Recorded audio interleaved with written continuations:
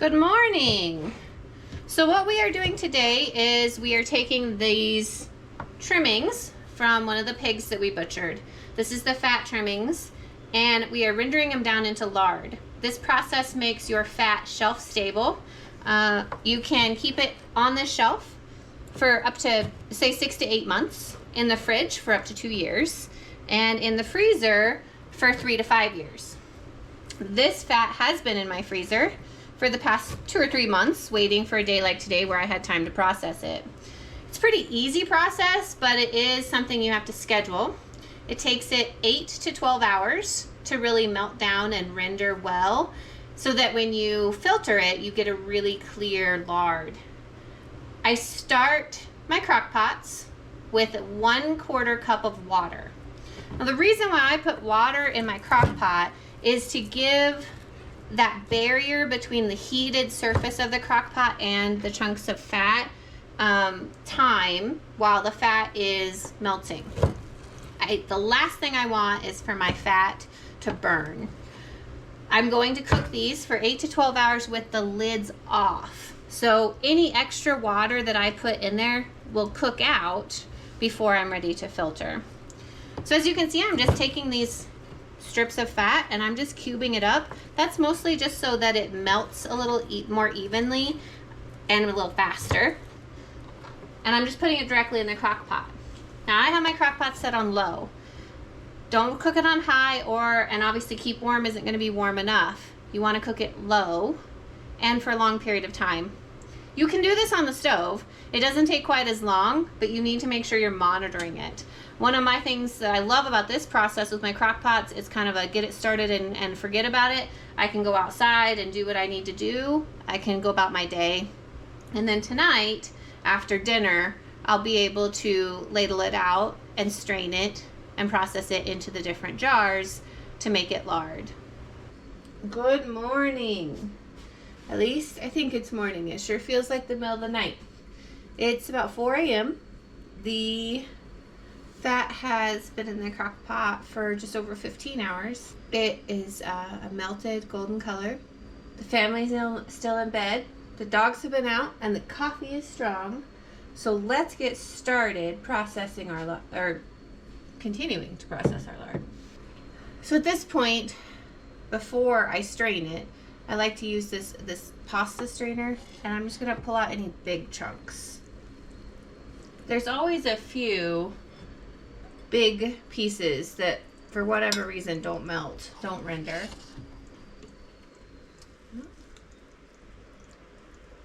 I just set those in a bowl over here. Now, all of the pieces that we're going to be getting out of this oil, this liquid oil, will be what they call the cracklings. So I'm literally going to just spoon my oil through this filter.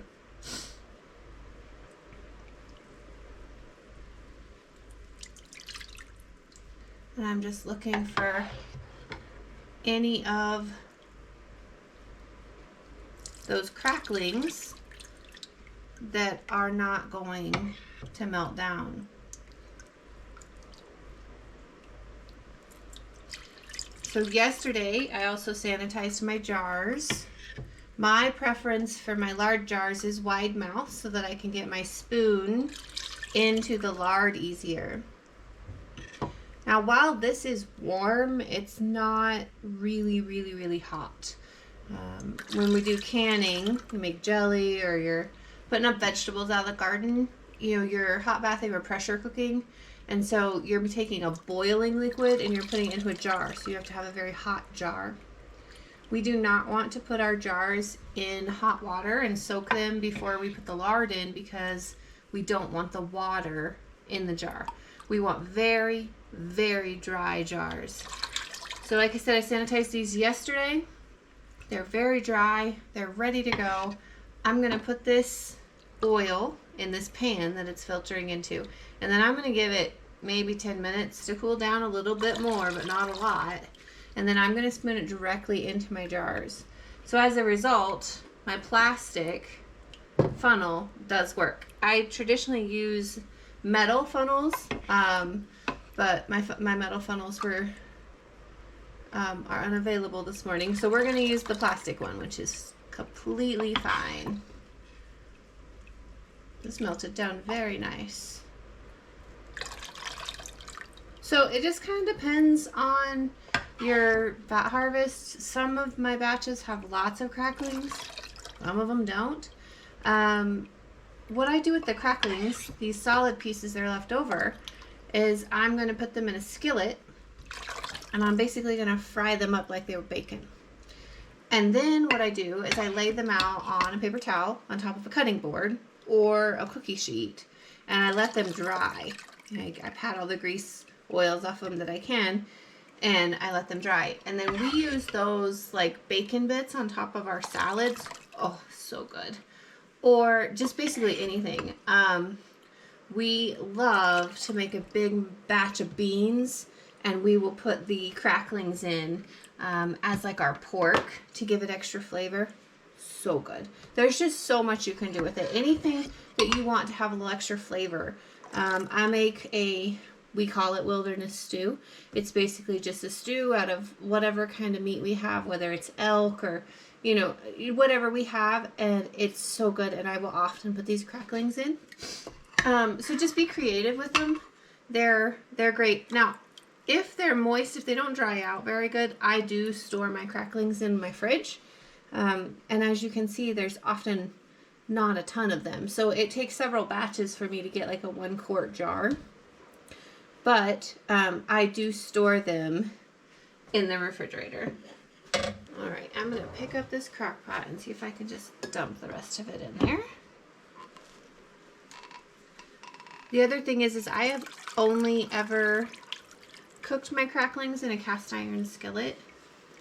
So just be aware of your cookware. Some cookware has like coatings in it, and when you do something like cracklings, it's going to probably take some of that coating off of your pan, and we don't want those particles, of course, in your food. So just be aware of what cookware you're using. All right, so I'm going to take these cracklings and put them over in my cast iron skillet. All right, look at that beautiful oil. Nice and clear. Beautiful. It smells good, too. My goodness. Tell you what, this job will make you hungry. All right, so what we're going to do is we're going to scoop this oil up. We're going to put it in this jar. It is a wide mouth jar that I cleaned up yesterday, and it is ready to go.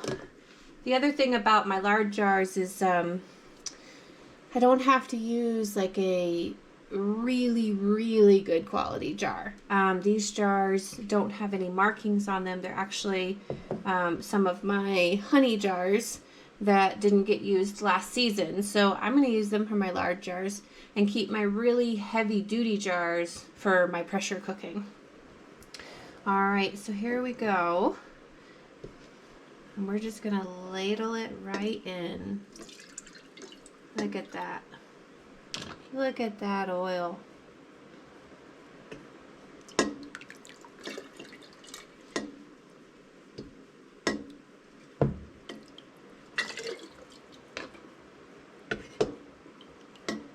Now sometimes I still have a few particles that form in the bottom of the jars. That's completely fine.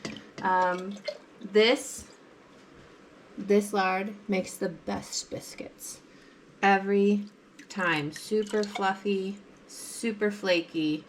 It's just so good. It can seem like a lot of work. It definitely does. Homesteading or farming is a lot of work. It can definitely be late nights and early mornings. And I think a lot of times what people don't understand about farming or homesteading or anything like this is, you know, you're on the schedule of whatever project you're working on. So I need to get this done before the day starts. So 4 a.m. or not, we're going to get it done.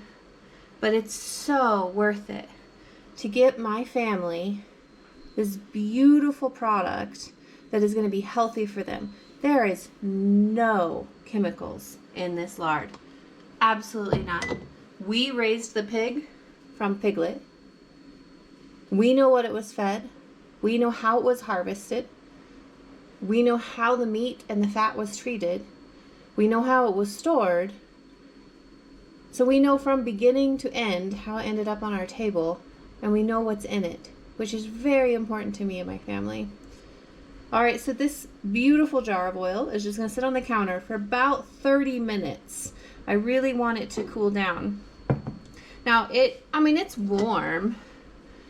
And if you wanted to put it on like a cutting board or a pot holder or something, you could, but I set them directly on the cabinet. I've never had any problem.